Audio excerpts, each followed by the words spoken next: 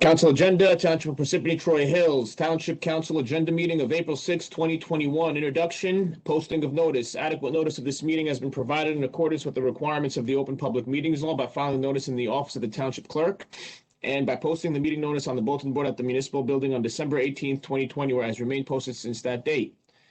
A legal notice appeared in the Daily Record and the Newark Star Ledger on December 22, 2020, and was forwarded by fax to other local newspapers on December 18, 2020. Note, council meetings are videotaped and aired on Cablevision, Public Access Channel 21 at 11 a.m. on Sundays, and they're also available for viewing at www.parsippany.net. Can I please ask everyone to stand for the flag salute? And Mayor, I turn it over to you. Thank you, Clerk. Please join me in the pledge to our colors. I pledge allegiance to the flag of the United States of America and to the republic for which it stands, one nation, under God, indivisible, with liberty and justice for all. Thank you, Clerk. Okay, thank you, Mayor. Moving along to the roll call. Mr. Carriffy? Here. Ms. Grignani? Here. Ms. McCarthy? Here. Ms. Peterson? Here. Mr. DePiero? Here. Also in attendance are Mayor Michael Soriano, Business Administrator Frederick Carr, the Township Attorney Jim Lott, Township CFO Juan Uribe, and the Township Clerk Colette Madden. Council President, we have a quorum. May I begin, please? Please do. Thank you. Upcoming meetings, April 20th, 2021 at 7 p.m. is the regular meeting, and May 4th, 2021 at 7 p.m. is the agenda meeting. We have the approval of minutes for approval for the upcoming meeting in April. We have the regular meeting minutes of February 16th, 2021, the agenda meeting minutes of March 2nd, 2021, and the regular meeting minutes of March 16th, 2021. Moving along to presentations and reports, I turn it over to you, Mayor. Thank you, Clerk.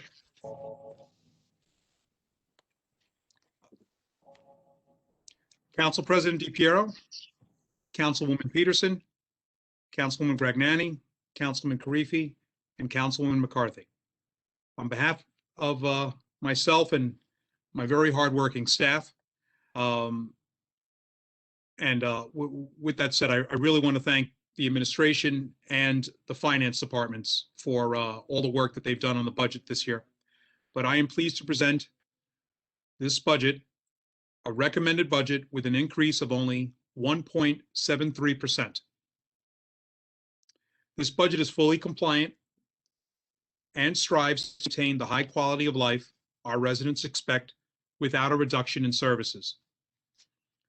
Now, 2020 was a historic year for many of us, and the impact will last well into 2022. The township saw record shortfalls in many revenue sources, notably construction, water sewer collections, and the court through our collection, though our collection for taxes was 99.42% in 2020. The township currently has an outstanding water sewer debt of approximately $2.5 million.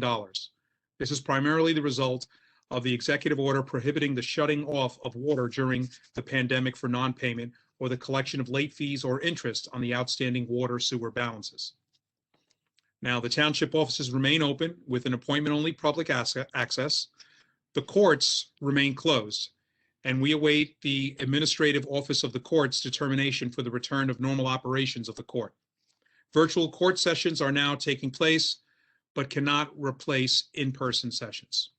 We were successful in our application for CARES Act reimbursement for COVID-19 related expenses totaling $686,649 in 2020. These monies were deposited back into the account line items they were originally drawn from and will assist the township in our surplus rollover for the 2022 budget. In spite of this reimbursement, we still had to cover a shortfall of $129,929. Now, numerous grants were applied for assisting in numerous long-term projects to improve the quality of life for our residents, totaling $633,905. Additionally, the library was successful in their application and has been awarded a grant of $2.9 million. Now, the state of New Jersey passed legislation in 2020 allowing for municipalities to utilize temporary emergency appropriations to close revenue shortfalls caused by the pandemic, thereby lessening the impact on taxpayers. This budget has eliminated the use of transfer or funds from the water and sewer utilities to bolster the current fund. That has been a goal since day one. The current fund is fully funded as a standalone budget without the use of these budgetary transfers. Now, keep this in mind. In 2021, one tax point, that's 0.01, in the 2021 budget reflects $727,186. Now, the 2021 average assessed value for residential property is about $311,780. Therefore, for every tax point, that's that 0.01 increase in the property taxes will increase its $38.33 in municipal taxes. Mr. Council President, that concludes my report. Clerk, thank you very much. For any questions related specifically to the budget, you can refer those to the business administrator and the chief financial officer, Awana Uribe. And on the last note, I would like to thank the business administrator and the CFO, Juan, Fred. The two of you worked incredibly hard on this, and I've been a taskmaster on this, and I appreciate all the work that you've done. And I want to thank the council, all 5 members of the council, for approving these 2 hires last year. Thank you for your wisdom on that. The 2 of them have turned out to be quite a dynamic team and very hard workers. That concludes my report, Clerk. Thank you. Thank you, madam. Thank you, Mayor. I have a question. Generally, don't we have to pass a self-exam, the resolution for a self-exam budget? Self-examination budget? Councilwoman, we don't have to. This year, we don't qualify for it. Why is that? This year, we do not qualify for self-examination just because of we introducing a special emergency note. So we don't need to have the resolution. And I'm sorry, I didn't understand. We don't qualify. For introduction of that resolution because we are introducing a special emergency note, special emergency appropriation to issue a note. That disqualifies the township for self-examination, and still that process happens every 3 to 4 years. We had it, and as far as I know, we had it back in 2019. So the township does not qualify in any shape or form at this moment. And so what happens then? What happens now then? This is basically the introduction of the budget. Now, if it gets approved tonight, then we have to go through advertisement, public hearing, and then finally adoption. There are different dates for all of these steps. Okay. Thank you. You're welcome. Any other questions? I had a question on that $5 million special appropriation. How does that play in this year's budget? In this year's budget, what that's going to do is to cover a gap of $3.1 million approximately that we had a shortfall in revenues. On top of that, there are $2.5 million which were anticipated as revenue in 2020 from the water and sewer utilities. The $5 million will cover the gap of both entities. And how are we going to pay that back? We're going to pay back, it has to be paid back in 5 years. So the amortization starts in 2022. This year, it does not have any impact on the amortization of debt service. So does that mean that if you didn't pass this, we would have a $5 million deficit in this year's budget? Yes, sir.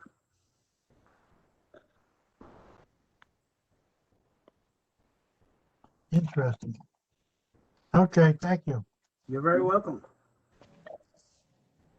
Any other questions before I move on?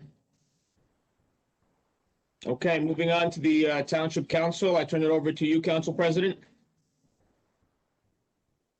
I just have one item I'd like to bring up. at some point in the future, we're gonna have to start meeting in person. And I think we should be approaching that now. So I'm asking the council members and the administration, should we set a target date of like May 1st that we start having in-person meetings again? Don't all talk at once. Is So, there Council- any update on the capacity of the room? I remember last time that was the main issue, was that we would have to reschedule the meetings because there were enough attendees even just on the call that it would overwhelm what we were allowed to have in person. But I haven't kept up with what the room capacity guidelines currently stand at. It's interesting that you had that question because Khaled, Council President, and I went into the council chambers last week with our tape measure. And so your council, the governor, we can have as many people in the council chamber as we would like for legislative and or judicial actions, because those are not limited by the numbers or occupancy, 25% or 23rd, whatever. We could pack them into the room as long as we maintain the 6-foot social distance. The current capacity of the room with the benches in it is 26 people. You now have, that's 26 total persons in the room. So basically, from a mathematical standpoint, as it's configured now, Council President, we can bring in 16 members of the public before we have to, exclude people from participation in the public meeting in the council chambers. You have 5 members of council, plus I'll call it 5 members of staff. Juan, myself, the mayor, Jim Lott. So there's 10. So now on our 16th person, and my concern will be always, what do we do when the 17th or the 18th person would like to participate or attend a council meeting, and we then now exclude them because of the COVID rules. We currently have 30 people participating in this meeting right now. If we exclude the 3 people from IT, we're at 27. I see some people have dialed in twice, so we're right about at that number. So if you were to have a controversial issue, or people were to come and want to talk about, the budget or things like that, I think we'd be on that limit. Now we could, as part of the extreme, we could strip the council chambers and move all the benches, in the hallway, or, stack them up in the yard and just put folding chairs in there, and you could have like 40 people in there standing in the little chairs. But that would be, in my mind, almost an extreme measure to try to get people in there. So as a guideline then, what percentage of room capacity? It's not based on room capacity. It's not based on room capacity. It's based on the 6 feet social distancing required of the governor's guidance. Well, school children can now be 3 feet apart. You're not a child. The governor, so some will say that maybe I am, but that the governor has not released that. In fact, the guidance that I received today, where we actually amended the travel guidelines in the township, allowing for fully qualified, fully vaccinated persons to, for all intents and purposes, travel at will without quarantine. That came out last night late, based on the CDC's amended guidance from Friday. But he has not made any changes with regards to that 6-foot recommendation of social distancing for public meetings. Okay, so we can, I don't know if any of the other council members keep getting asked, but I'm getting asked is when we're gonna get back to real life. So I guess the answer is when the governor changes that 6-foot restriction. And Councilman, I'm not, so we could go tomorrow, or we can go next week. The question we'll have to ask ourselves, or Jim Lott's question would be, was what do we do when we start excluding people? Now, in other times, it's common that we will shut down the meeting. In places I've been before where, let's say you're going to do away with the garbage collection in town, and everybody packs the council meeting. You'll hit a point in the conversation where you've overwhelmed the council chambers. It's a violation of the fire code. They cancel the meeting and reschedule it for another time. Because Well, we have a number of topics that will fill the room, unfortunately.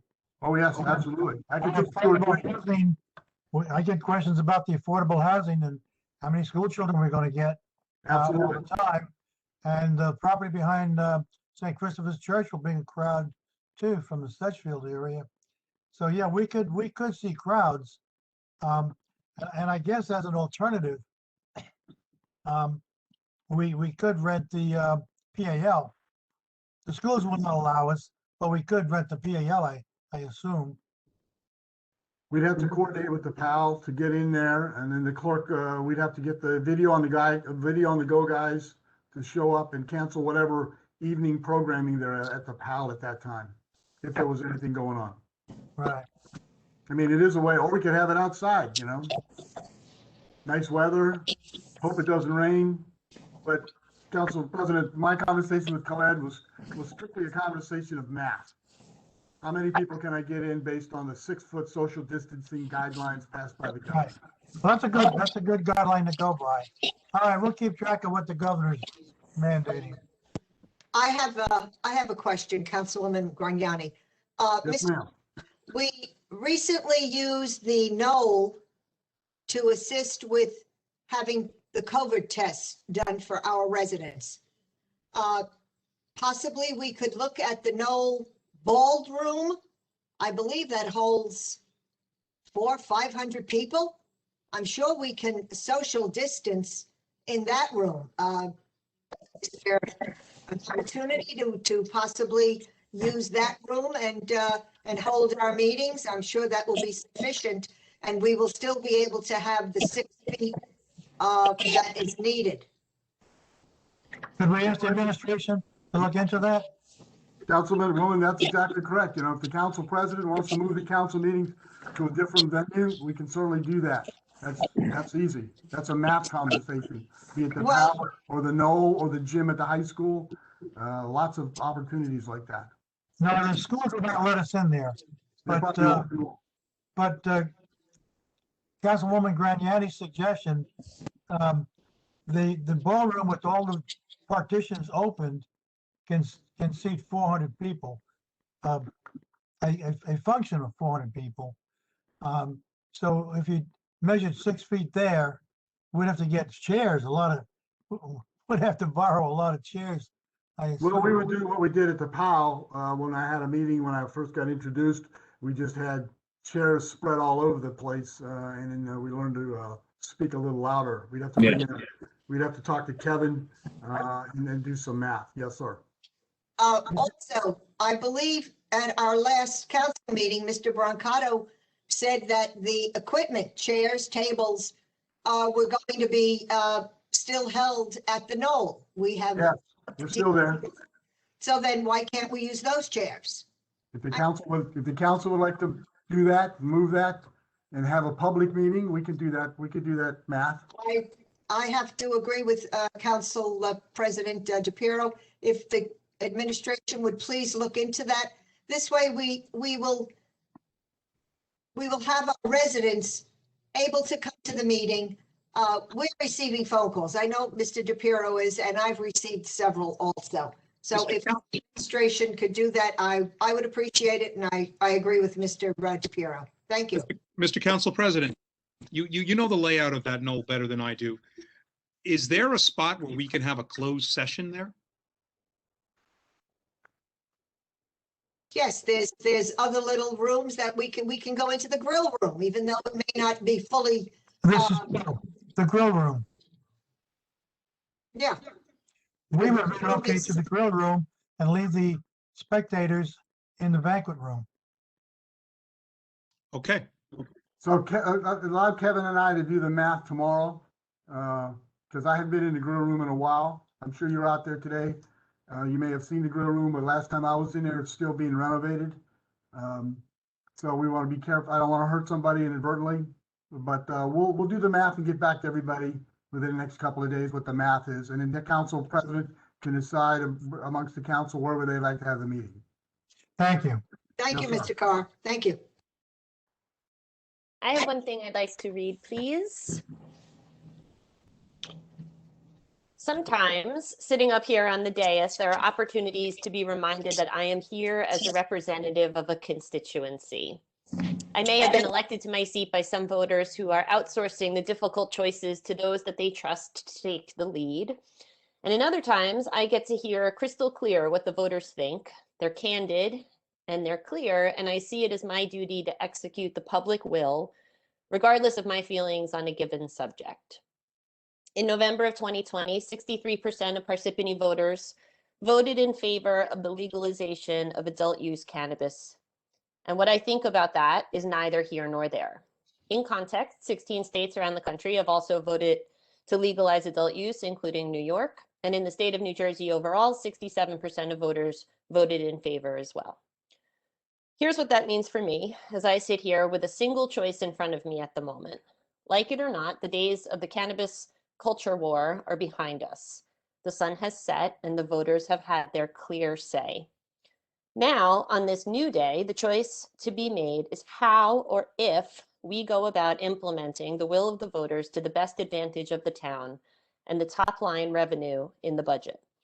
Municipalities have an income opportunity for every sale or transaction at every point along the chain. The town can take taxes in right off the top. The question is not, do we want cannabis in our town? The voters have spoken and they have said yes. The question now is, will we pick up the taxes or will we leave them on the counter for our neighboring towns and let our residents help balance their budgets? We have the opportunity to deliberate what the spaces will look like, where they will be, how the sale and use will be regulated and enforced. The only question on the table right now is whether or not to take the opportunity to help stabilize our cash flow. One decision at a time will get us to fiscal solvency in this town, and that's the only question before us at the moment. Thank you. Well, I haven't anticipated you making that statement, but I have looked at some of the reports from municipalities in California, in Oregon, and in Colorado. And according to those states and according to the New Jersey League of Municipalities, the taxes that municipalities receive do not cover expenses. There are expenses for the police department increase, expenses for the court system increase, traffic accidents increase, a lot of litigation, because in those states, if someone uses marijuana recreationally on the weekend, it's still in their system when they go to work. And if they test positive, now you have a lot of lawsuits coming up with these people claiming that, they're not using during company time. There are a lot of issues coming up, and according to all the reports I've seen, the pittance we receive in taxes will not cover the expenses for the township. And keep in mind, all the roads in northern New Jersey lead to Parsippany, and I don't think those people that want marijuana to be legal, fine, okay, they voted on that. But I don't think we want to bring that influx of traffic and whatever problems comes with it into our town. I don't think it's worth it. Well, I would make the argument that those increases in lawsuits are going to happen either way, regardless of whether or not the sale happened in this town or not, because delivery can come from any area. There's no restriction on delivery. So that to me is, it's sort of two different situations. We have to figure out how we're going to pay for the increased enforcement that's going to come along with it. But to say that it's not going to happen in this town, I think we both know that that's not the case. And I think it's a very slippery slope that we want to turn people away from coming to shop in Parsippany. I'll just say that. Well, I don't think we have enough information to make a decision on this. I may not, I agree with Council Member Peterson. Parsippany residents who we're supposed to represent overwhelmingly supported the law. So, I mean, I think we have an obligation as a council here in the next 180 days that we should evaluate information from reliable and knowledgeable sources, understand the issues and the opportunities, and then make a decision that best serves the town and also respect the majority of the constituents. I mean, these classes of marijuana businesses are no different than any other manufacturing, wholesale, or distribution business in Parsippany. They offer new sources of revenue and the opportunity to fill one or more of these empty buildings with businesses instead of more housing developments that put money in developers' hands rather than taxpayers' hands. So financially, it makes no sense to reject all of these businesses and the potential for badly needed revenue. And as Emily said, this cannabis culture wars, they are behind us. And I also have issue with the ordinance itself. For example, it reads due to present uncertainties and future impacts. Well, there is plenty of reliable fact-based information and data to help us make an informed decision. And that's all being ignored here to rush this ordinance through. Absolutely not. I have done my homework. But it hasn't. Look at the towns who have it. And one more point I'd like to make. We have a Democratic president, a Democratic Congress, and a majority Democratic Senate now. And I would suspect that sometime in the near future, the federal government is going to decriminalize marijuana at some point in the near future. When they do, then every drugstore can fill prescriptions for medical marijuana. We don't need dispensaries. Every drugstore will be able to dispense. They can't do it now because it's still a federal crime. When that gets lifted, and under this congressional majority, it's going to happen, I'm sure. And when it does, let the drugstores handle the medical marijuana, which I totally support. And we don't need, because if you have dispensaries, they're required to dispense to everybody, not just medical. Everybody over the age of 21. But we already have the that's focusing on certain businesses. There's businesses here, there's manufacturing, there's distribution. And as I said before, that's no different than any other business. It doesn't impact any of the concerns that you're talking about. It's a wholesaler, it's a distributor, it's a manufacturer. Why wouldn't we want to bring in that revenue? It doesn't address any of the concerns that you're talking about. And the underlying resolution that was passed in 2018, that's filled with unreliable sources and dated data that has a bias really toward emphasizing the negative and ignoring there are positive impacts of this law. And a lot of the stuff that's in that resolution is contradicted by more reliable sources.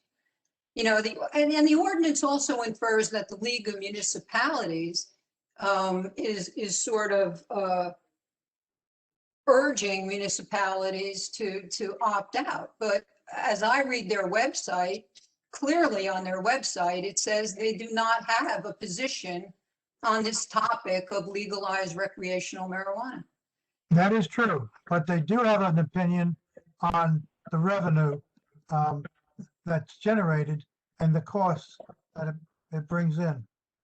Well, I think we all should hear that, and I think the residents should hear that too. I mean, we owe the taxpayers a fair review, and I don't think it's prudent to just reject revenue, because of an ideology.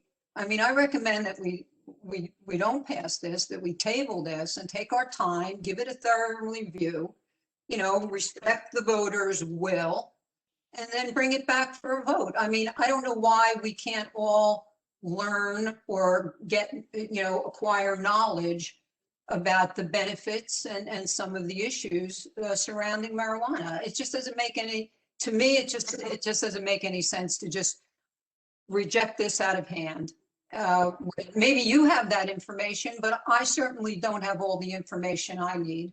And you know, and from what I read, some of these states have done very well with the revenue. So, you know, I think there's a lot to learn here, and I don't think anybody has enough information now to speak to those kinds of issues. I also think that on inspection of the makeup of any industry in any town, any retail establishments, if we went by the legislative body's feelings of distaste, we would never have an open business at all. We would never agree on anything. That's what makes the world a beautiful place, is that you get to do what you like and I get to do what I like. And the voters have spoken and they have said that it's not the government's place to say we don't want marijuana in this state. So I'm not even clear on what we're arguing at this point. The money is what's on the table, and the suggestion is that we leave it there and walk away. And to me, that doesn't jive with a lot of the underpinnings of this argument. Sorry. Yeah. I mean, we have, for instance, we've opened 2 vaping locations. I mean, they're unsafe for kids and teens and young adults. They're highly addictive. They include harmful substances in the vaping. They're harmful to the lungs. And yet there was no issue. I don't recall any issue with anybody wanting to keep them out of Parsippany. And you know, I mean, I think we need to learn more about this, and I'll just end with that. I just don't think it makes any sense to reject this out of hand and let us all acquire the knowledge that we need, because I just don't think we have enough. I don't think anyone does. Okay, anyone else from the Township Council? Okay, seeing none, moving along to the Township Attorney. Mr. Lott? I have no report. Okay, thank you. Moving along to the Business Administrator, Mr. Carr. Thank you, Khaled. So I'd like to introduce Vonda from the Craftsman Farms to provide the council some information, give a presentation on our vision for the Craftsman Farms in lieu of my stellar report. So if Earl or Dave, who's ever allowed Vonda access so she can share her screen and do all that kind of stuff, off we go. So I can jump in. You can't see me, but I'm assuming you can hear me. So the people I can see, it seems like you can hear me. Hello, Vonda. Hi, everybody. So I want to first thank you for having me tonight. And I know you've got a lot to discuss. So I'm going to jump right in to my presentation. So let's see. You should be able to see this now. Go to full screen. Mike, I can see you. If you can nod, if you can see this, that would be great. I can see it. You're my main audience for the night. So I hope I'll be entertaining because the only person I can see is Mike. So thank you for having me. Thank you, Fred, for inviting me to make this presentation. I came last fall in September and presented a full year's worth of updates, which I do every year. But this is really to talk about the construction projects and a little bit about COVID and how the two will kind of go together for us. I am pleased to start with good news, which is that we have completed all the construction on the new education center and are fully moved into it. And one of the neat things about this project is that it included some additional visitor amenities that we were able to achieve. And I thought it was worth mentioning to all of you that one of the goals was to get the upper and lower parking lot paved, which we did do. It was striped just last week, so this is very recent news. We were able to get help from the engineering department, specifically Justin and Brandon were a great help with that. And there's one piece of this project that has not yet complete, but we're working on it. You can see the gold box there, the gold rectangle, and that's for signage that was part of a New Jersey Historic Trust Heritage Tourism Grant. One of the things that we struggled with on the property is helping people navigate it. And we've needed really a good permanent signage that we can install on the property. And with this grant, we've been able to design a family of signs that as we have money, we will have them fabricated and installed. The first one being this one. This is a kiosk that will be visible from anywhere in the parking lot. And we're trying to get people to use the striped pedestrian walkway to get them to this spot. And they'll see a map of the property to help them navigate it. So that project has really come together very nicely. And we're really just thrilled about that. It's been such a strange kind of triumph to have this happen in such a weird year, but we could not have done it without the township as a partner. It's sort of normal these days to give a COVID update, and I'm going to do that, but I'm going to come back to it just later in the presentation. Just as a reminder, as I always do, I wanted to just remind everybody that there are 9 buildings on the Craftsman Farms campus. There were originally 630 acres and 12 buildings. Today we have 30 acres remaining and 9 buildings. And today I'm really going to be talking about, I just mentioned the building that's circled in green there, the Education Center, but I'm mainly going to be talking for the rest of the presentation about the orange circle, really the part that's shaded here. So if you've been to the property before, you would probably recognize that the log house is in that circle, and the little building that's attached to it is the kitchen, which is where our shop had been located. The annex is connected to the kitchen by a little hallway. So this is the part of the property that I'm going to be talking about today. When I made this presentation last year, I probably made some reference to how in July we moved into the new education center. We were anticipating moving all of our education programs, which had been held in the annex, over to the new building. It will double or triple our education space once we're able to really start programs there again. And it's worth noting too that the lower level of this building, the columns on it are from the Stickley era. It was enclosed probably 10 or 15 years later by the Farney family who moved in after the Stickleys. But we were planning to make this our new tour entrance because it had the only handicap accessible walkway on the property. It was closer to the parking lot, which has been a consistent problem, the distance of the entrance to the parking lot. And we were going to move our shop there. You can see from this picture of July 2020 that we had just added some landscaping that we had included when we landscaped the new building. We raised enough money. This was out from our capital fund campaign to also be able to landscape the annex. But clearly the building needs some work on the exterior. There was quite a bit of rot on the other side of the building as well. At that point, when I looked from the new building, because you can stand on the property and look from the new building back to the annex, and I thought, I have no idea how we're ever going to get to this because the new building seemed like such a long shot 5 years ago. And when it came together, it was just amazing to me. So I really wasn't sure how we were ever going to get to making the improvements that were really needed on the annex. And then just a few weeks later, a tree fell on the annex. We were very lucky that it didn't hit the log house. I mean, really extraordinarily lucky. It was a huge tree. It brought down the electrical lines. The failure of the electrical lines engaged the sprinkler system. That caused water to gush through really from the annex all the way through that hallway that is sloped towards the kitchen.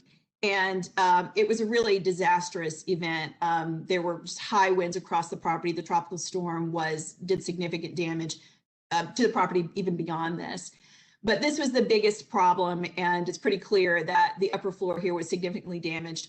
And when I reported on this in September, we were still kind of at the beginning of figuring out what we were really going to do now that we needed to rebuild this building. And so the upper floor was removed, the parts that we needed to salvage so that we could rebuild and probably needed to study some of the windows were kept. And the log house electricity we began to run it on a generator. At that point as well, one of the first things you want to do in the historic preservation is look at historic pictures of the property and really go back to what you know about the property, because you don't want to start rebuilding anything without really considering what the building is, its value, its historic fabric, and then also what your facility is now and what it needs to be in the future. So this photograph was taken in the 1920s, probably, maybe the late 20s. If somebody knows automobiles more, they would be able to tell me how old that automobile is there. But this shows the already enclosed structure after it was a dining pavilion. Jonathan Clancy on our staff embarked on a study of the building. We needed to update our historic site master plan, which was done in 2009. We know more about the building now. And one of the main things we were looking at is, you can see here, the area that's circled is when it was an open air dining pavilion in the Stickley era. So this is what we were doing when Fred began working for the township. The mayor referred to his fairly recent hire. And one of the first conversations I had with Fred was about this building that we had just completed, or that we were on the verge of completing, and how it had really solved a lot of long-term problems that we had on the property, and that we were planning to get to this annex building next, but we didn't have a timeline for it. And now, in the middle of a pandemic, after we had just run a major capital campaign, it just seemed pretty defeating to think about sort of starting over with a new project.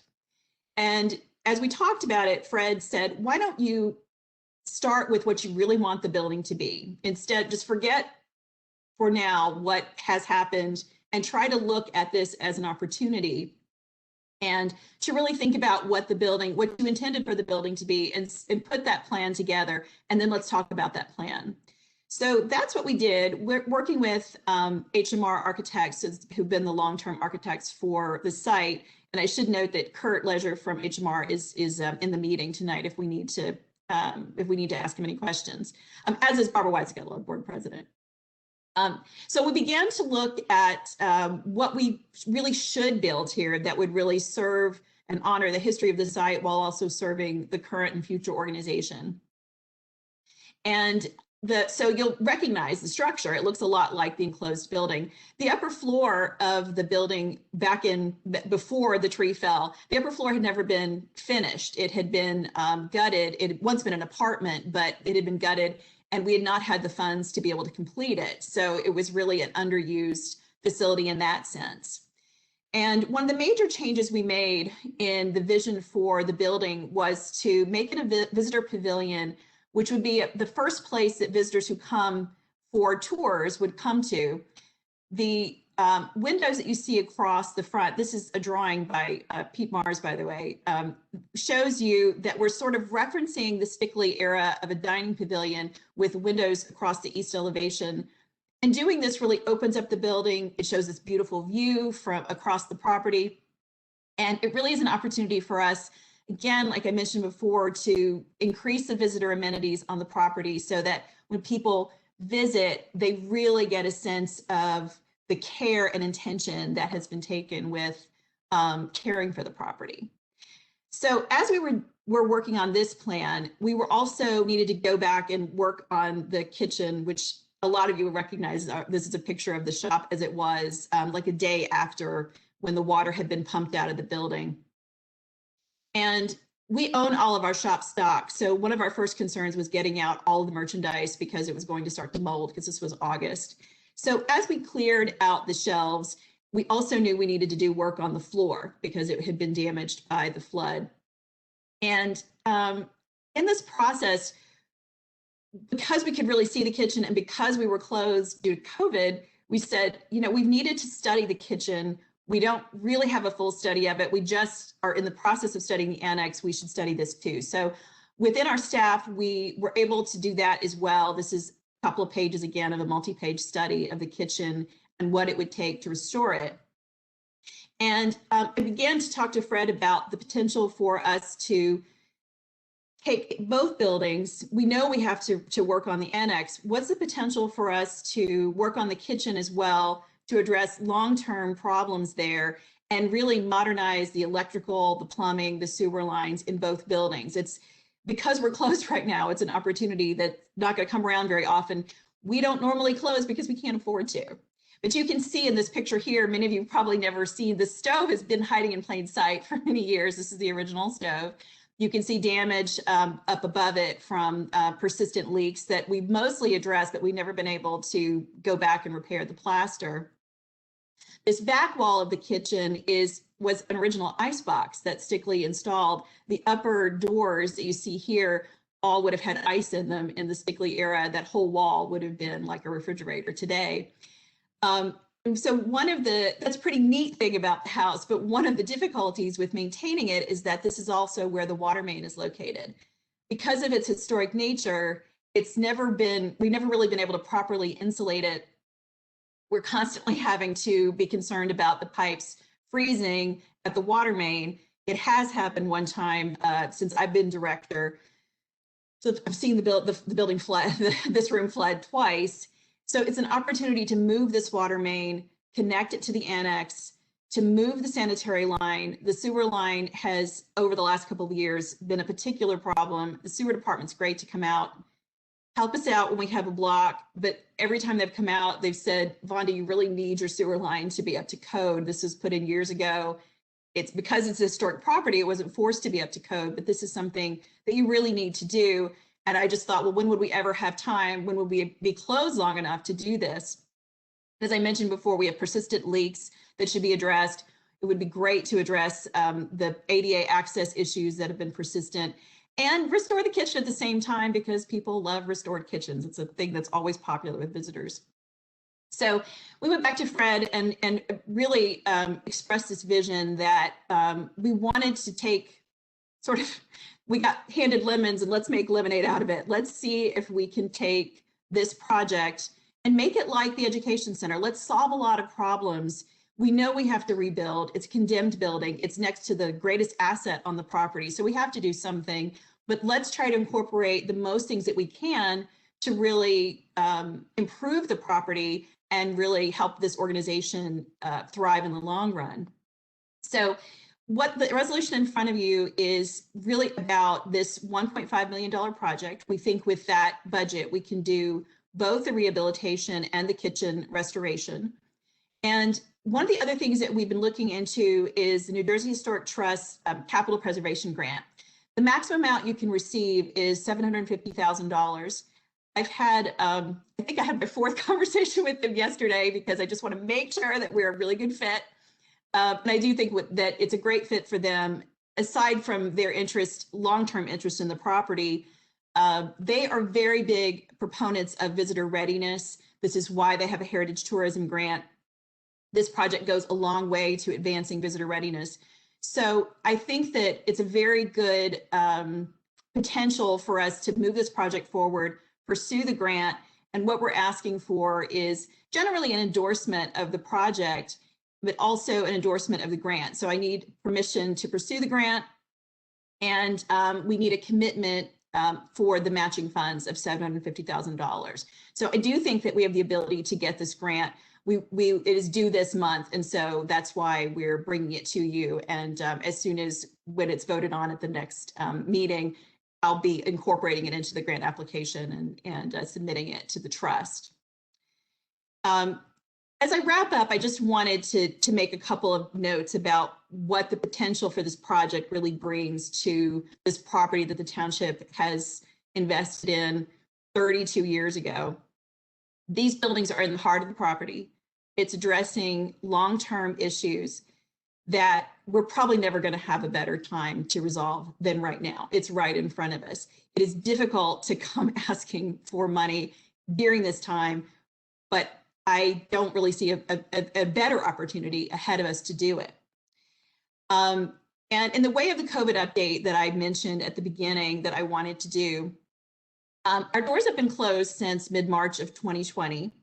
And as a reminder, we are a self-funded organization. So we have a lease and an operating agreement with the township.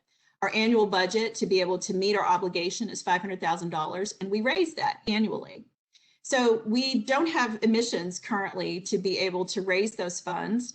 Our shop is operating somewhat online. We're trying to move it online. But the thing that we've really been doing a lot is a lot of online programs. And when we started them, I thought it would help us, but I've been really surprised by how much they've been embraced by our audience. I knew that we had people around the country and around the world who were interested in Stickley, but we were able to do 31 weeks of class last year. It's $25 a class. We averaged 71 attendees. This continues on. We had 64 people in last week's class. We started doing member programs that you had to be a member to participate. We added 100 new members last year by doing this. So the thing that I learned from this, and the reason I'm pointing it out now, is because it's been clear to me in a way that I couldn't really see before, that people really want to engage beyond a one-time visit, that this is people who want to be a community. They want to be a part of community. They care about Craftsman Farms. So our increasing our visitor amenities right now it seems like the perfect time from that sense too, because we have engagement with people around the country. This graph gives you a sense of where people are tuning in from. There have been 3,500 people who came to programs between April and December. And just, it's worth noting that we're a National Historic Landmark. There's only 2,600 around the country. Morris County weirdly has 7, but that's not normal. So it's a great special thing to be a National Historic Landmark. And one of the last National Historic Landmarks I visited before the COVID pandemic was Frank Lloyd Wright's Falling Water in Bear Run, Pennsylvania. It's a very small town in Pennsylvania. There's not much there except falling water and like a really big golf course.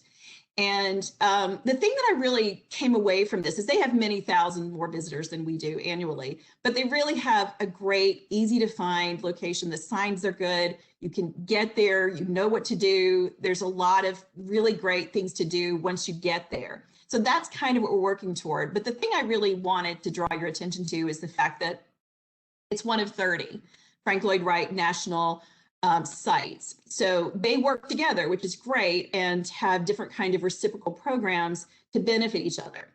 But it made me want to just ask this question in this presentation, which is, how many historic houses nationwide are dedicated to Stickley? And the answer is 1, right here in Parsippany, there's 1. And Stickley is also internationally famous. And I've been able to see just the amount of interest in what we're doing. And even I expected it, but I've been a little bit like really seeing what the opportunity is ahead of us. So, you know, there's a couple of other historic places. There's the Gustav Stickley House in Syracuse. It's not going to be a historic house. There's a multi-million-dollar museum opening in St. Petersburg, Florida. And both of these are great, but they're not the same as Craftsman Farms. They're not representing Gustav Stickley's dream home. There is a documentary about Stickley that came out in March, and I just screenshot this from the website of First Run Features. And I just thought it was worth pointing out that this photo was taken at Craftsman Farms. So, you know, Craftsman Farms is really integral to the story of Stickley, and anybody who's interested in it really needs to be visiting the Stickley Museum at Craftsman Farms. So I think there's this incredible opportunity that we've now got in front of us to expand the visitor experience. And what I mean by that is to have multi-day programs that people come and they spend the night, or to have different kinds of tours that really people have to dine in the area, they have to lodge in the area. That's what we want to do, is to be able to be an investment that we give back to the community. And by expanding visitor readiness and the kinds of things that will add more to the visitor experience, make it easy for people to access the site, this is the kind of thing that I'm going to keep coming back to. But the projects in front of us are really just a really big leap forward. This is not what I expected, but it is an opportunity that I think that it's probably not going to come around again anytime soon. So I do hope in 2022 to be able to come back to all of you and share a lot of transformation on the property that will really make Parsippany proud and will make us a really important part of this community. Thank you, Vonda. Council, before you have a question, I just have one quick comment, is that you know, we basically backed ourselves into the conversation about a futuristic look. More of an idea being is that we received, you know, the insurance carrier came, he looked at the building, he provided an estimate to repair the building as, you know, to put the roof back on there. And then as I spoke to Vonda and Barbara, you know, Jim Walsh and people who've been around a while, you know, I was struck with the idea that we're going to spend $500,000 to fix the roof and make the building, put the building back to where it was before the tree fell on it. And then a year from now, tear it all out in some kind of a long-term visioning to make it better. That seemed to be a waste of public monies, even if it is the insurance money, it is our money. When we could now take this opportunity to use that as the seed money, that insurance proceeds, make that as a seed money to move this project. And for all intents and purposes, to answer the question, if it hadn't been for the tree falling on it, we wouldn't have had this, we wouldn't be having this conversation. So maybe Vonda spoke, too wistfully when she said, how are we going to get this done?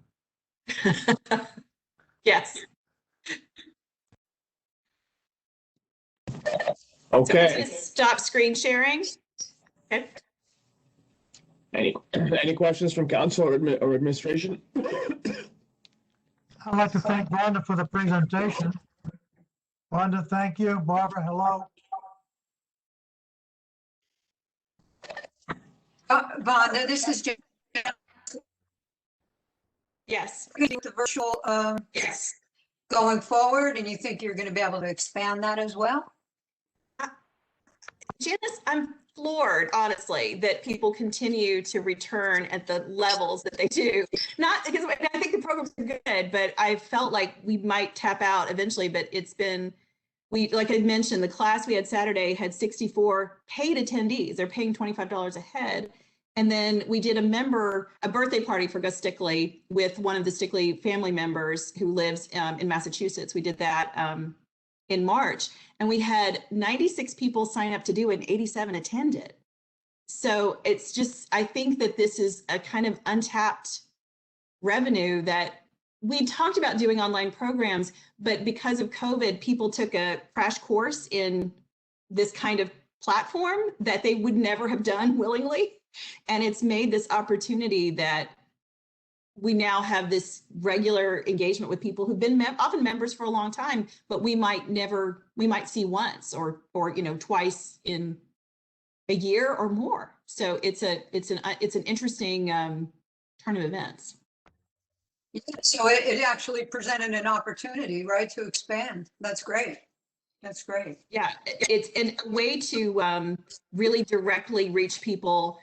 That's a great thing about the internet. It's a way to directly connect with the people who want the content you have. So we're doing these programs on site, but really you're limited to whoever can get there. And so I expect we'll do some kind of hybrid programming because the demand will be there. Do you think that, or has it given you any more sales for any of the products that you sell? It has a ripple effect. Our shop, we didn't have a really good e-commerce site, but now because all these people are on our e-blast list every week, we run flash sales regularly. And again, it's this stuff, the items that would have sat on our shelves because they were kind of aspirational items. Now we can sell out very quickly. The things that don't sell as well are souvenirs, like stuff that we sold easily, like a keychain, let's say. There's really low interest in, but more high-end kind of home, like pottery, that sort of thing sells very quickly. So it's very much what's up is down. It's been a strange year. Yeah. Well, thank you. The design is really, really impressive. Thank you. Vonda, it's Paul Cariffi. I just want to say thank you for your presentation. Thank you for everything that you do there. And Fred, I totally agree with you. It makes no sense to redo the roof and then in a short time after that, do the renovation. So I totally agree with you. We should do it now. Thank you.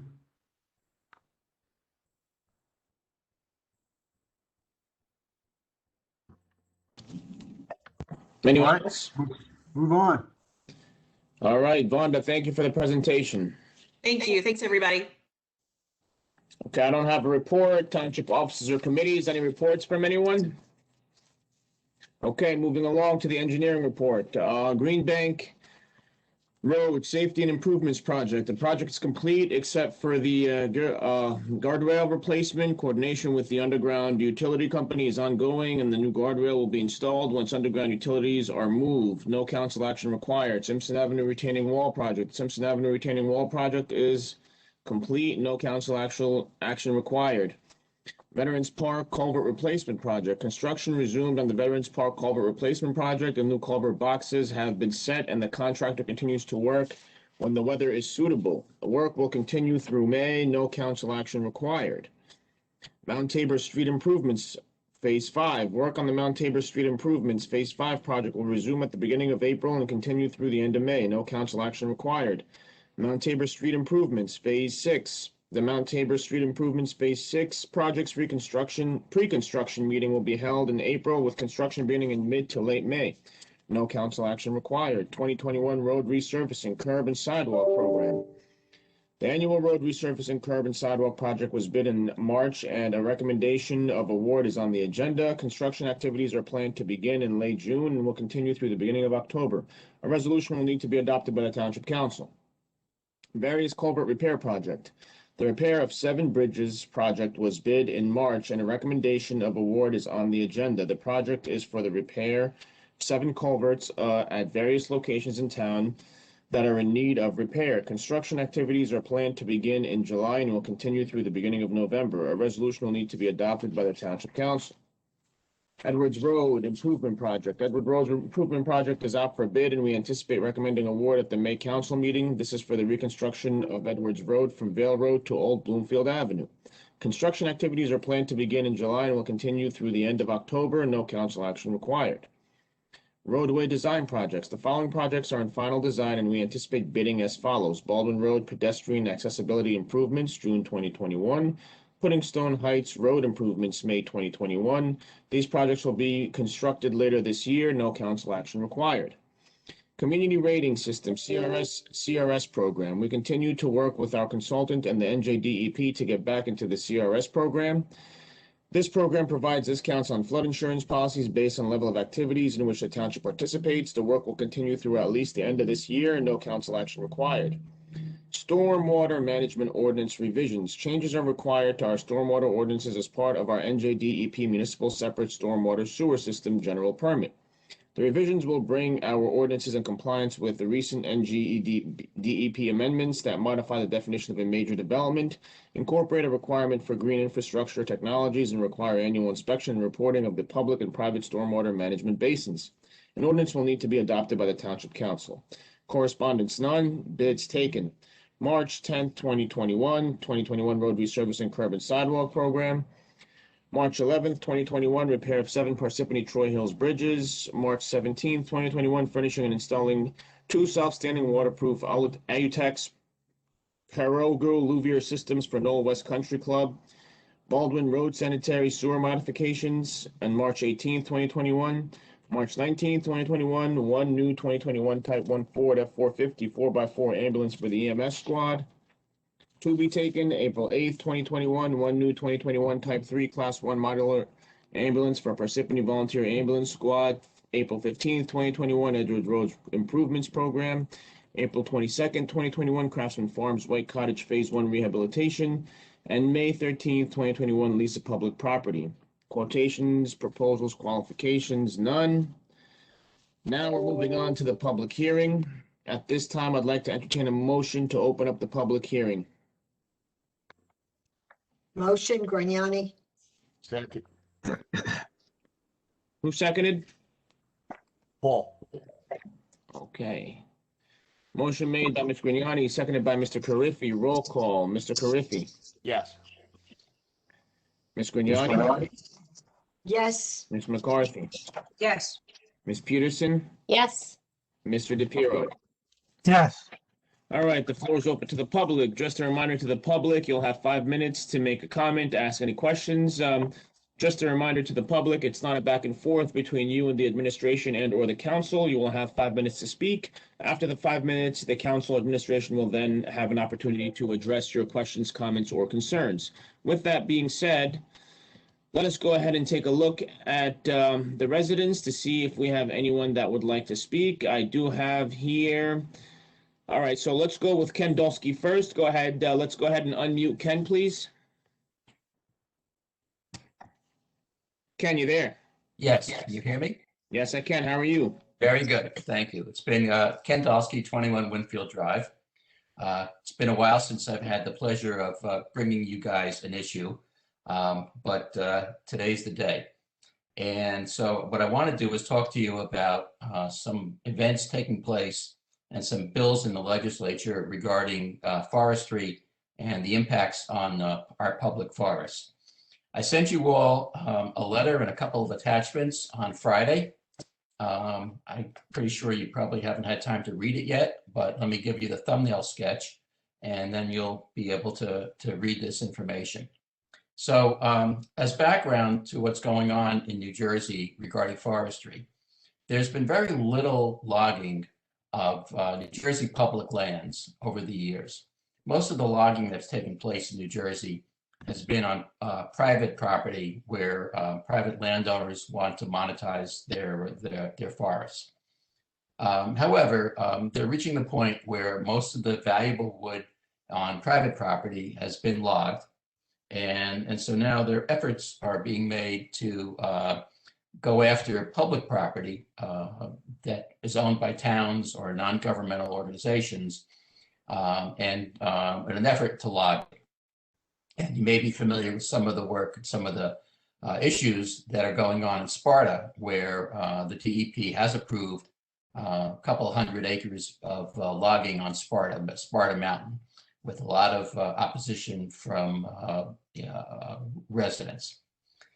So this is kind of a cumbersome process, and it gives towns and individual residents today opportunities to oppose this.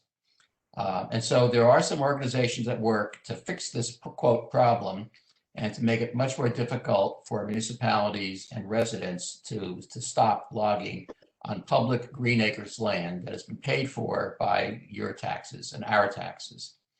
And so they're working on a couple of bills, and I've given you a synopsis of what's in the bills and what's bad about the bills. And so basically, the first bill, A4843, requires all owners of public green acre forested land of 25 acres or more to develop a forest stewardship plan, an FSP, within the next 5 years. Forest stewardship plans really are logging plans. If you see the term forest stewardship plan, it means somebody wants to log the property. The FSP is written, it then goes to the DEP who approves it, and the forester who wrote it is then able to log the property once it's been approved. And by the way, forest stewardship plans automatically get an exemption from Highlands water regulations. So the foresters don't have to pay any attention to any limitations that others have to pay attention to in terms of distance that they can operate from water bodies, impacts on wetlands, impacts on flood zones. None of that is going to make any difference to these foresters and these logging operations. So that bill 4843 is to require the town to write forest stewardship plans, and you're going to have to pay for it, and it's an unfunded mandate. There's no money to pay for this. The second bill, A4844, strips away from the town all possible opportunities, all control, let's put it this way, of what's in the forest stewardship plan.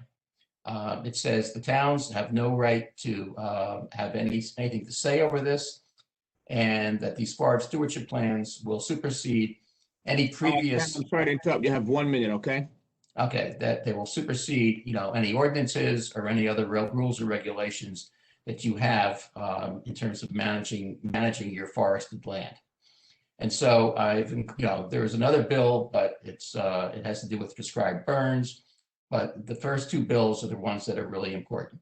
I've also sent you a template for a resolution that you can customize to fix, to suit whatever are the issues Parsippany sees with these bills. And I strongly encourage you to read this material and to pass a resolution that opposes these bills, 8 seconds. you're going to lose control of every acre you're going to lose control of your forested land. So I will get back to you. I will, periodically check back in with you. If you have any questions, let me know. I can help you. It's important that you pass this resolution. Thank you. Thank you, Ken, for your comments. Do we have any comments from council administration regarding Ken's comments? Yeah, Ken, I'd like to know why they're not, I'm sorry. Yes. Do you want to ask Ken a question? Because we've muted him. We don't want to do a back and forth with the, All right. with the public. Okay, all right, never mind. But if you want to, we can unmute him for you, Councilmember McCarthy. I was just going to ask him, why isn't there environmental impact consideration from, this logging? Okay, unmute Ken. Ken, we'll give you 30 seconds to respond to the council member. Okay, well, there are a lot of environmental impacts. I mean, it decreases our ability to sequester carbon, and it also is harmful to our water supplies. But the DEP has basically, approved that as part of the forest stewardship plan. Yeah, that's interesting. Okay, thank you. Thank you, Ken. All right, let's mute Ken, please. All right, moving along. Next, we have Bob Venezia. Let's please unmute Bob. Hi, it's Bob Venezia, 102 Brooklawn Drive. Hey, Bob. Hi. I have some budget questions, but I'm going to save them for April 20th because I had other business prepared for tonight. And I'd just like to make a quick comment on the marijuana thing. I do think you need more information before you vote on anything. I'd like to know, is it just dispensaries that businesses are going to be allowed, or could there be something like a marijuana sports bar, which I don't think voters would really go for that, especially in their own neighborhoods. I'd like to know, what the dollars and cents are, how much you expect it to bring in, how much you expect it to be expenses that go along with it. And I'd like to also know what other towns are doing, because I wouldn't want to see Parsippany be the only town in Morris County with one of these, dispensing this stuff and getting, traffic people from all over the county. But tonight, I came to follow up some questions regarding an issue that was brought up at the March 2nd council meeting. And that is the cancellation of the $3.5 million in cricket field bonds. The reason given for the cancellation was that the proceeds from the bonds were no longer needed because the underlying cricket field project had fallen through. Council President DiPiero seemed surprised by this explanation, noting that if standard procedures had been followed, the bonds would have never been issued in the first place. He further added that issuing the entire bonding amount before the project had begun could be considered a form of arbitrage and may in fact be illegal. And that leads me to my first question, which probably needs to be directed to the township attorney, and that is, was the issuance of the full amount of the bonds before the project had begun illegal, or was it just a bad business decision? And other questions that I have are, how much did it cost Parsippany in administrative and underwriting fees to issue the bonds, and how much will it cost to redeem them? Next question is, what happened to the $3.5 million in proceeds between the time the bonds were issued in 2019 and today? Next question is, currently are there any other projects that follow the pattern of the cricket field? And that is namely projects that have not begun, but the full amount of the bonding has already been issued for them. And lastly, regarding bonding for future projects, does the council approve or disapprove of the practice of issuing the full amount of bonds before a project has actually begun? Those are my questions, and I'd be happy to repeat any of them as necessary. Okay, thank you, Bob. So let's turn this over to the council and administration.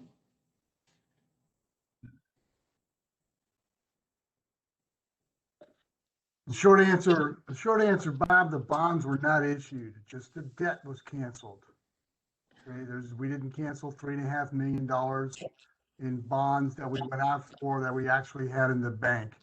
What we did was canceled by resolution the authority to borrow the money in the future if we need to, but there was no $3.5 million that we went out and bonded for, that's sitting someplace in the checkbook that now we don't have, that we have to give back, or that we're being wasted. What we've done is we've decreased our debt limit by $3 million or $3.5 million for those proposed cricket fields from before. And, you know, so it's not about, does the council agree or disagree, or do they think it's right or wrong? It's, I believe we had a miscommunication, and if that is the case, then that's the fault. But we don't have $3.5 million sitting someplace in a drawer that we didn't use.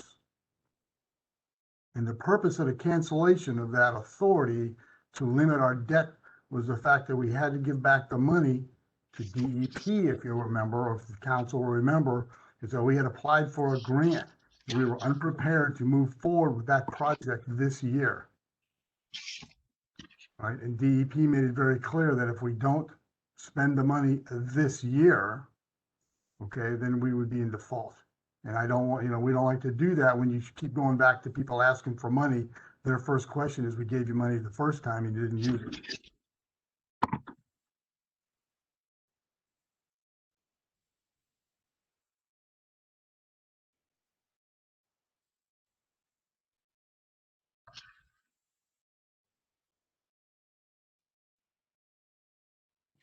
Glad you're on mute. Thank you, Mayor. Anyone else with regards to Bob's comments or concerns? Let's go ahead and mute Bob. Next, we have Nick Homiak. Let's unmute Nick, please. Can you hear me? Yeah, Nick, how you doing? Okay, that's good. I would encourage everyone, especially being that we're in the Highlands now, you could find the information that Mr. Dolsky's talking about, the exploitation of our remaining and re-emerging forest. You can, by the New Jersey Highlands Coalition, 508 Main Street, you can find all the information you want and educate yourself on what Kent is talking about. For the first time in the history of the Earth, due to human impacts, we're experiencing a entropy, which means that the planet is slowly but surely dying and becoming simplified due to lack of biodiversity. On the issue here, this going back and forth about pot and everything, well, if we have this ordinance where we don't want to allow pot in Parsippany, then what's preventing us from having an ordinance to forbid those little liquor bottles, the airport or airplane bottles that are all over the place, that makes it easy to drink, drive, and litter? Those things are all over the place. It's a laissez-free market gone crazy. And the vape products are big in the litter stream now. And you talk about waste. It's little metal, little plastic, and these guys are no better than the smokers. Instead of a butt and a lighter and a pack, now you got all this plastic packaging. Disgusting habit. And I don't remember any controversy about any of those two things, but pot, we're still beating our brains out. And I know for a fact some of the there is a lot of anti-pot lobbies, because it's a political take the moral high ground. So it's something, you know, instead of talking about why we don't have socialism, you know, let's talk about, you know, why we like pot. It's ridiculous. And I also find it kind of disingenuous. everybody's calling up and they still want to know what's going on with the public housing. How many classes did we have, even in the previous administration? The Mount Holly decision, the former governor threw that to the dogs. But when are people going to admit that? How could you not know what's going on by now with the affordable housing issue? And Parsippany set themselves up because they allowed themselves to be overdeveloped. So what are you going to do with these structures? So during the pandemic, there's a crisis where you're going to have to open up the Knoll golf course. People are still, got their, they don't know what's going on. I find that hard to believe. There's a cleanup coming up in the Troy Meadows, the 17th to the 25th. And Troy Meadows is part of our master plan. And if you want to see what the lack of street cleaning does and the plastic convenient single-use products do, you go down to Troy Meadows, get your plastic bag, and you'll see what stormwater runoff does when people litter and we don't clean the streets. And in my opinion, in Parsippany, we've got 1 minute, Nick. Yes, sanitation is virtually useless. The enforcement, there's virtually no enforcement. People are never going to wake up until they get charged a little bit with a fine. And the mandatory source recycling has been around long enough. There's no more excuses, no need for education. It's time for enforcement. And if one officer is not enough, then let's get more. And the police should, when they're driving around, see some of these things. And a lot of the litter is from residents not practicing good practices. Stuff falls in the street. And how could you know that that's not your stuff? So much for community. So, all right. Hopefully this spring, the municipal workforce will police before they cut the grass. Thank you. Thank you, Nick. All right, seeing no one else, can I please have a motion to close the public hearing? Motion. Second. Motion made by Ms. Peterson, seconded by Mr. Carriffy. Roll call, Mr. Carriffy? Yes. Ms. Grignani? Yes. Ms. McCarthy? Yes. Ms. Peterson? Yes. Mr. DePiero? Yes.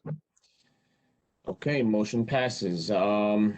Next, we're moving on to the budget.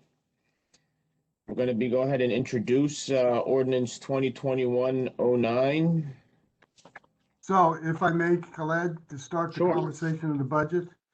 So council, two things I need to do. First off is to segue on the mayor's comments is to first apologize for my failure to get you your 80-pound document and reading material prior to this meeting. Juan and I intended to have that completed and in your hands by last Wednesday. That was our plan. We were moving in that general direction, and we had ran into a wrinkle down at DCA, brought by some outside forces. You know, we had extra people involved in our conversation, not Juan and I on the mayor, and that delayed the process. Our concern, our priority is that when I present that budget document, that binder to the council, that binder is correct, it's compliant with the state statute, and it's exact, that all the numbers track from the state document that we've provided to the state, a mere 93 pages in the state document, all the way back to the last explanation that we provide to the council, so that it's, you know, there's no inconsistencies there. And so we failed to do that, and I do apologize. My intent is that, you know, after tonight, that we'll have that to you by close of business on Friday, so that when the council starts looking at it and deciding when they'd like to have budget hearings and who they'd like to bring in to ask specific questions to, you have your documents so that you can provide all the information that you need. The other portions of that is, as the mayor alluded to previously, and we touched to briefly, we were allowed by the state, who had who allows us to borrow money for all intents and purposes to make up for our COVID shortfalls.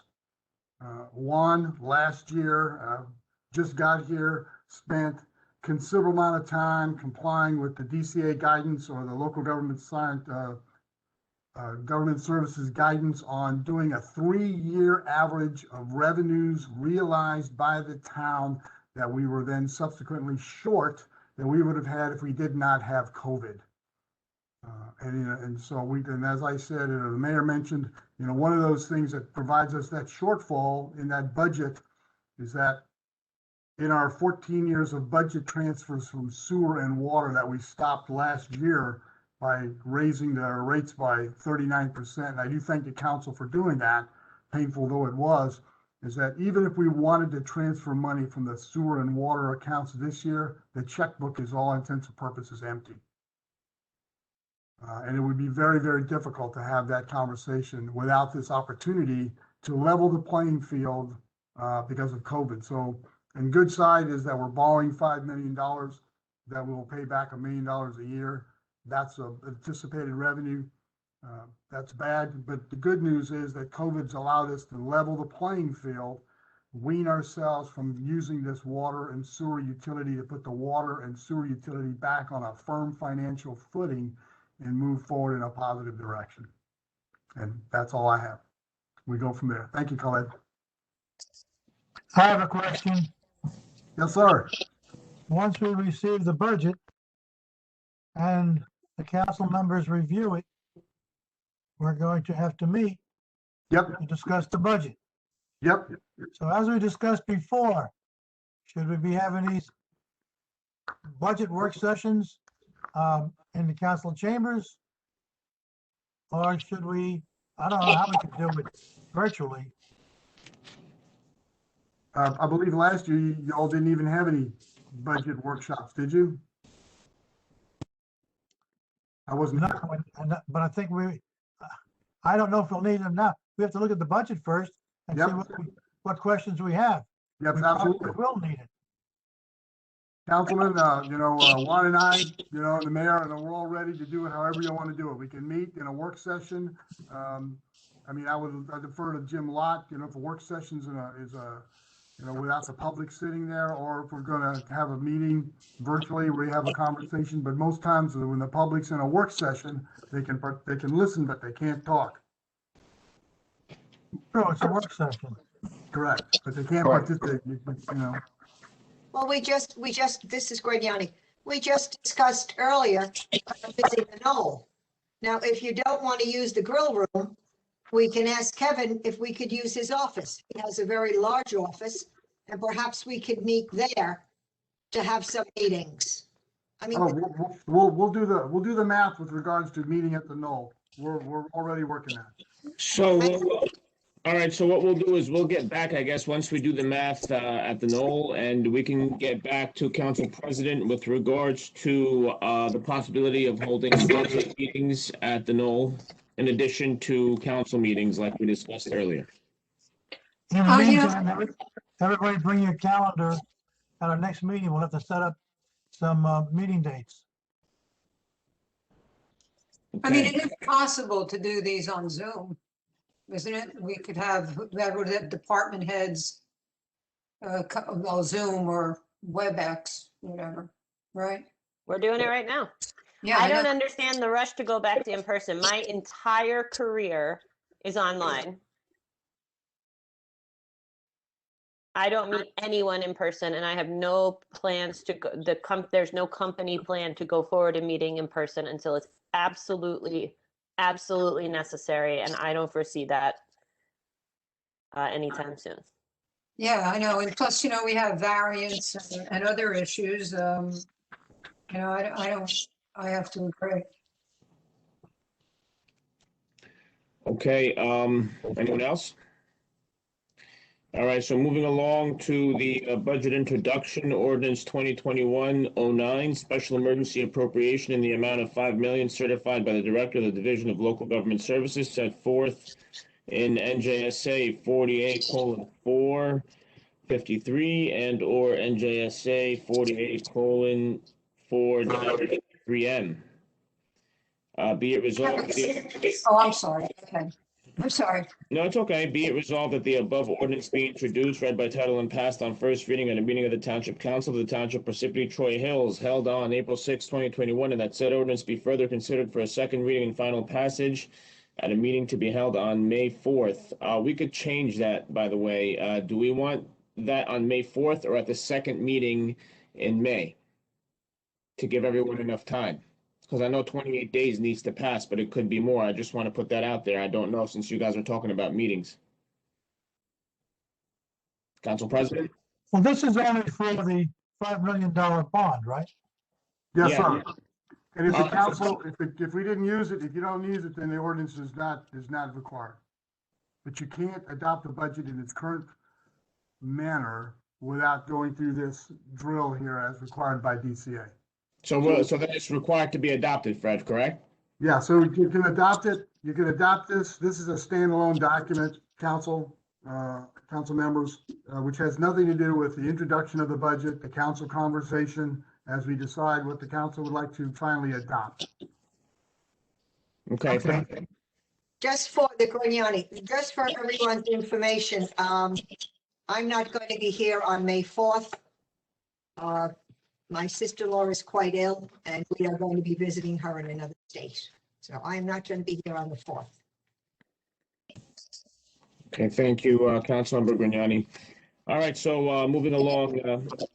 My question was on the $5 million, Fred, how much of that is related to COVID? $3.1 million. And the rest is for the budget shortfall? Is the non-use of water and sewer surplus monies to balance the capital, to balance the current fund.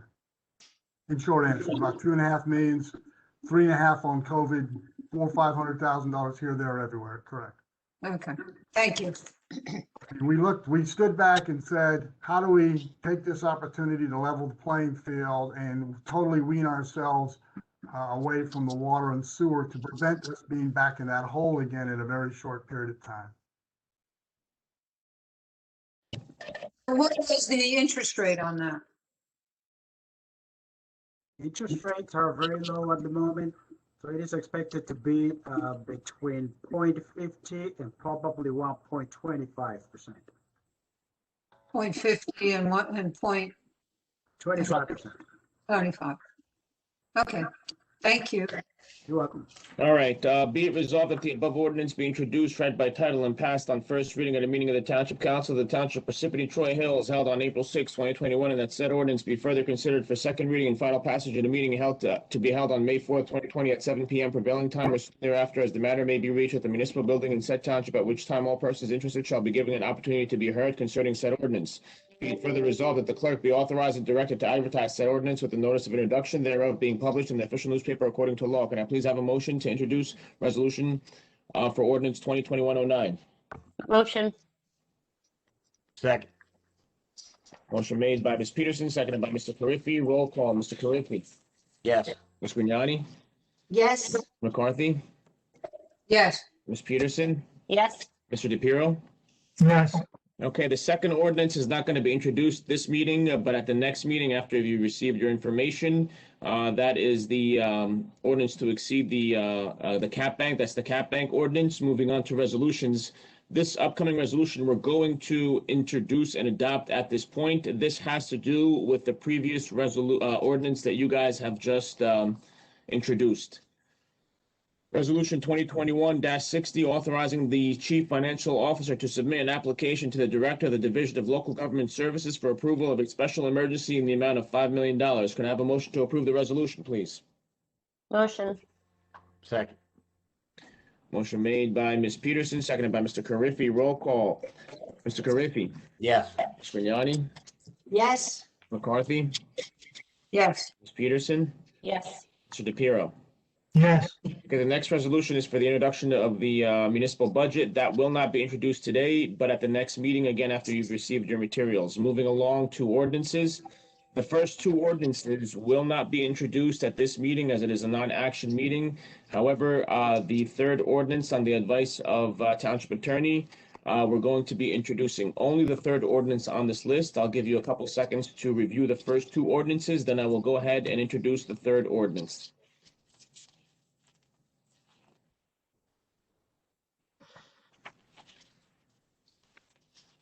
Okay. Ordinance number 3, which is ordinance 2021:08, amending chapter 225 land use subdivision and site plan to create article 16 related to stormwater management controls. Be it resolved that the above ordinance be introduced, read by title, and passed on first reading at a meeting of the Township Council of the Township of Parsippany-Troy Hills held on April 6, 2021, and that said ordinance be further considered for second reading and final passage at a meeting to be held on May 4th, 2020 at 7 p.m. prevailing time or soon thereafter, as the matter may be reached at the municipal building in said township, at which time all persons interested shall be given an opportunity to be heard concerning said ordinance. Be it further resolved that the clerk be authorized and directed to advertise said ordinance with the notice of introduction thereof being published in the official newspaper according to law. Motion to approve the above resolution for ordinance number 2021-08, please. Motion, Janice. Second. Motion made by Ms. McCarthy, seconded by Ms. Peterson. Roll call. Mr. Carriffy? Yes. Ms. Grignani? Yes, Ms. McCarthy? Yes. Ms. Peterson? Yes. And Mr. DePiero? Yes.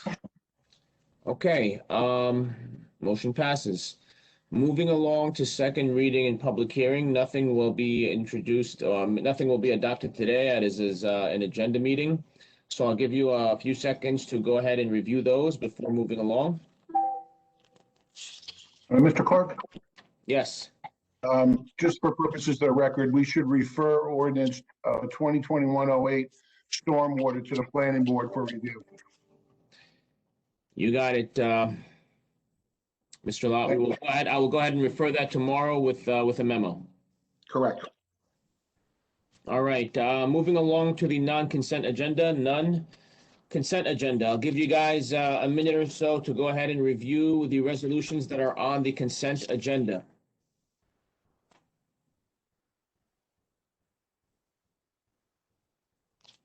Can somebody just explain the use of the gun range, please?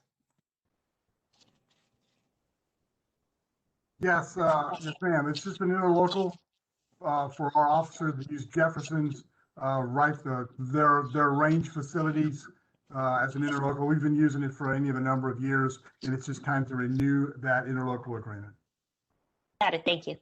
I will tell you that I'm personally pleased that we don't have a weapons range in Parsippany, because environmentally it's difficult. And what do you do with all the lead in the ground? So I'm glad they're going to some other town. Okay, any other questions on the consent agenda? All right, seeing none. Moving on to the approval of payroll and bills list. CFO Juan Uribe recommends authorization for payment. Number 1, authorized payment of April 1, 2021 regular payroll estimated at $1,650,000. And number 2, payment of bills from voucher list of 4/1 through 4/3, estimated total $6,106,963.30. A motion to approve the above authorization, please. Motion. Second. Motion made by Mr. Carriffy, seconded by Ms. Peterson. Roll call. Mr. Carriffy? Yes. Ms. Grignani? yes, McCarthy? Yes. Ms. Peterson? Yes. And Mr. DePiero? Yes. Okay, moving along to adjournment. Could I please have a motion to adjourn the meeting? Your motion. second, Grignani. Motion made by Mr. Carriffy, seconded by Ms. Grignani. Roll call. Mr. Carriffy? Yes. Ms. Grignani? Yes, Ms. McCarthy? Yes. Ms. Peterson? Yes. And Mr. DePiero? Yes. Thank you all for attending. Thank you to the public. You all have a great night, and we'll see you soon. Be safe, everyone. Good night, everyone. Everyone. Aye. Likewise, Khalid.